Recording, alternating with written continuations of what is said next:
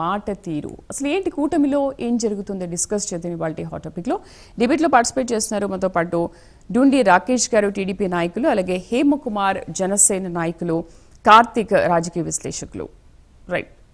నమస్తే అండి రాకేష్ గారు నమస్తే అండి నమస్తే అండి నమస్తే అండి కార్తిక్ గారు good morning very good morning అండి రైట్ రాకేష్ గారు ఏంటి కూటమిలో అసలు ముగ్గురు ఎమ్మెల్యేల పనితీరు పట్ల ఏం జరుగుతోంది ఎందుకు అంత అసంతృప్తిగా ఉన్నారు సీఎం ప్రైమ్ నైన్ ప్రేక్షకులకి డిబేట్లో పాల్గొన్న పెద్దలకి మీకు అందరికీ నమస్కారం అండి నేనేమంటానంటే చంద్రబాబు నాయుడు గారు ఎప్పుడూ కూడా ప్రజలకు అందుబాటులో ఉండమని చెప్తారు ప్రజలు మన ఎన్నుకుంది ఈరోజు కూటమి ప్రభుత్వాన్ని ఎన్నుకుంది ప్రజలకు కావాల్సిన పనులు చేయటానికి ప్రజల కష్టాలు తీర్చడానికి ప్రజల యొక్క బంగారు భవిష్యత్తుకు భరోసాగా ఉండటానికి కావాల్సినవిగా మన నాయకులు తీర్చిదిద్దాలనే ఉద్దేశంతోనే మనందరం ఉంటామనే చంద్రబాబు నాయుడు గారి ఆలోచన అటువంటిది ఇలాంటి కళ్ళబుల్లి ఆరోపణలు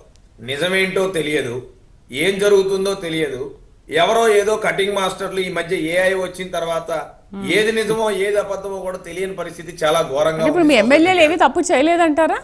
ఏఐలో చూపిస్తున్నారండి తప్పు చేశారా చేయలేదా అనేది చంద్రబాబు నాయుడు గారు ఒక కమిటీ వేశారు ఇమ్మీడియట్ గా స్పందించారు మీరు ప్రభుత్వం గానీ కూటమి నాయకత్వం గానీ ఎలా పనిచేస్తుంది అనేది మనం చూడాలి ఫస్ట్ గతంలో ఒక ఎంపీ సాక్షాత్తు ఒక ఎంపీ ఒక వీడియో బయటకు వస్తే మొత్తం తీసేసిన వీడియో బయటకు వస్తే కనీసం ఖండించిన పాపాలు లేదు నిజమో కాదో సంగతి పక్కన పెడదాం ఒక ఎంక్వైరీ వేయాలి ఖండించద్దు ముందు ఎంక్వైరీ వేయాలి ఏం జరుగుతుందో తెలుసుకోవాల్సిన బాధ్యత అధినాయకత్వం మీద ఉంటది అలాగే ఒక కాబోయే మంత్రి ఇష్టం వచ్చినట్టు గంట అరగంట అని మాట్లాడితే వైజాగ్ లో గానీ ఇక్కడ గానీ వారి మీద కూడా ఎంక్వైరీ చేయని పరిస్థితి లేదు కానీ ఈ రోజు అక్కడ నిజమేంటో మేము ఇమీడియట్ గా రియాక్ట్ అయ్యాం సోషల్ మీడియాలో వచ్చిన వార్తని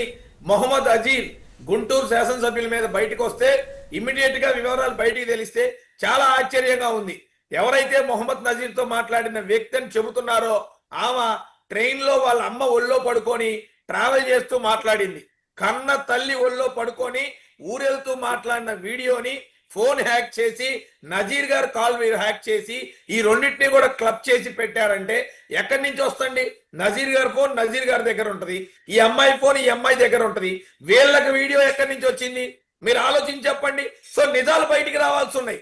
ఏం జరిగింది ఎలా జరిగింది అనే ప్రతి ఒక్క నిజం బయటికి రావాల్సి ఉంది దాన్ని మేము సమర్థిస్తామా సమర్థించట్లేదా అనేది పక్కన విషయం ముందు ప్రభుత్వం తరపున ఎంక్వైరీ చేస్తున్నాం ఎంక్వైరీ చేసిన మరుక్షణం రిపోర్ట్ వస్తుంది వచ్చిన తర్వాత కనుక తప్పుంటే ఖచ్చితంగా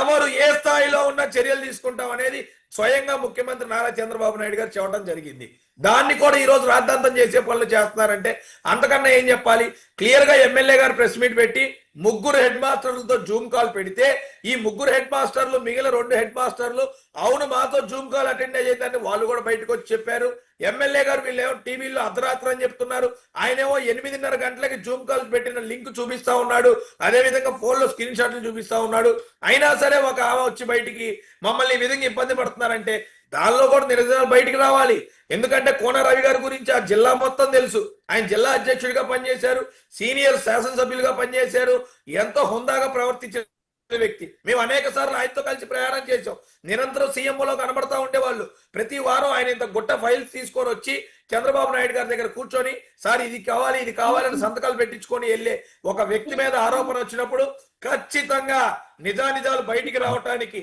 లోతుగా అన్వేషించి ఎంక్వైరీ చేసి ప్రభుత్వ పరంగా డిపార్ట్మెంట్ పరంగా నిజానిజాలు బయట పెట్టాల్సిన అవసరం ఉంది ఖచ్చితంగా వాటి మీద ముందుకెళ్తాం అదే విధంగా మీరు అనంతపురం అడిగారు అనంతపూర్ విషయం ఇంకా పూర్తిగా బయటికి రావాల్సి ఉంది అది నిజంగా ఎమ్మెల్యే గారు మాట్లాడారా మాట్లాడలేదా మాట్లాడితే ఏ సందర్భంలో మాట్లాడారు ఎప్పుడైనా మా ముఖ్యమంత్రి నారా చంద్రబాబు నాయుడు గారు ఒకటే చెప్పారు అతను మాట్లాడింది ఎవరైనా సరే తప్పు మాట్లాడి పార్టీకి ఇబ్బంది పరంగా క్రియేట్ అయ్యే సిచ్యువేషన్ వస్తే మేము ఎవరిని ఉపేక్షించాం ఇది కూటమి ప్రభుత్వ లక్ష్యం కాదు కూటమి ప్రభుత్వం తిట్టాలని చెప్పదు కూటమి ప్రభుత్వం తిట్టమని చెప్పదు తెలుగుదేశం పార్టీ తిట్టమని చెప్పరు ఎవరో ఒక వ్యక్తి తన వ్యక్తిగత స్వలాభం కోసం వ్యక్తిగతంగా తను మాట్లాడితే దాన్ని తీసుకొచ్చి ప్రభుత్వానికి పార్టీకి అంటగట్టడం కరెక్ట్ కాదు అది ఏ స్థాయిలో ఉన్నా అది నిజమని బయటపడితే ఖచ్చితంగా చర్యలు తీసుకుంటామని నేను మరోసారి ప్రైమ్ నైన్ ద్వారా ప్రేక్షకులకి డిబేట్ లో పాల్గొన్న పెద్దలకు కూడా చాలా క్లియర్ గా చంద్రబాబు నాయుడు గారు చెప్పిందే మేము తెలియజేస్తా ఉన్నాం కానీ ధనుంజయ వ్యాఖ్యలు అలా లేవు కదా నేను ఎన్నో రోజుల నుంచి పనిచేస్తున్నాను, ఇలా మాట్లాడడం అనేది కరెక్ట్ కాదు అన్నారు. కావాలంటే నేను లోకేష్ దగ్గరికి కూడా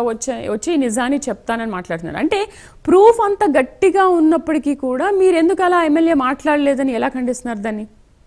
నేను ఒకటి చెప్పానండి, ఎమ్మెల్యే మాట్లాడింది బయటికి రావాల్సి ఉంది. నేను ఎంక్వైరీ చేసిన తర్వాత ఇప్పుడు ప్రభుత్వ పరంగా ఉన్నప్పుడు క్లారిటీతో మాట్లాడాలి. నేను ప్రభుత్వానికి సంబంధించిన ఒక కార్పొరేషన్ చైర్మన్ని, ఒక ఇన్ఫర్మేషన్ తోనే మాట్లాడాలి, ఒక వాయిస్ రికార్డుని బేస్ చేసుకొని కాదు. ధనంజయ్ కూడా మా తెలుగుదేశం పార్టీ కుటుంబ సభ్యుడే. లోకేష్ గారి దగ్గరికైనా చంద్రబాబు నాయుడు గారి దగ్గరికైనా వాళ్ళు ఒక ఎంక్వైరీ కమిటీ వేశారు. ఖచ్చితంగా వాళ్ళని పిలిపిస్తారు. వాళ్ళు మా కుటుంబ సభ్యులే, వాళ్ళతో మాట్లాడతారు. ఆ తర్వాత నిజంగా గనక తప్పని తేలితే నిన్ననే చంద్రబాబు నాయుడు గారు చాలా క్లియర్ గా చెప్పారు. నేను ఇందాక కూడా చెప్పా, తెలుగుదేశం పార్టీలో ఏ ఒక్క